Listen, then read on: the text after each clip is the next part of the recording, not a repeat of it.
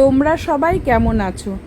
মানি বলছিল, মা তুমি তো ভিডিও করতে ভালোবাসো, তোমার জন্য একটা ভিডিও করার স্ট্যান্ড এনে দেবো।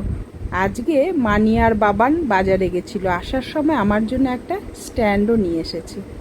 সেটা না হয়তো পরে একদিন তোমাদের সাথে শেয়ার করব। আমাকে কালকে বলছিল আমরা তো কলকাতায় চলে যাব, তাই তুমি একটু কচু বাটা করে খাওয়াবে। এর আগে দুদিন করে তোমাদের সাথে সেটা শেয়ার করে দেখেছিলাম। আজকে দেখো আমি অন্যভাবে করছি। কচু গ্রেটারে ঘষে নিয়ে সাদা কাপড়ে জল চেপে ঝরিয়ে নিয়েছি। তারপরে পেঁয়াজ, রসুন, লঙ্কা কুচি গরম তেলে দিয়ে নেড়ে চেড়ে হলুদ গুঁড়ো, নুন আর একটু সামান্য রেড চিলি পাউডারও দিয়েছি। দিয়ে তারপরে ভালো করে কষিয়ে পেস্ট করা কচু বাটাও দিয়ে দিলাম। আধ ঘন্টা মতো লো ফ্লেমে, গ্যাসের ফ্লেমটা লোতে রেখে আধ ঘন্টা মতো নেড়ে চেড়ে জল যখন শুকিয়ে গিয়ে একটা আঠালো ভাব তৈরি হয়েছে, ঠিক মনে হচ্ছিল নারকেলের সন্দেশের মতো পাক চলে এসছে, সেই সময় নামিয়ে নিয়েছিলাম।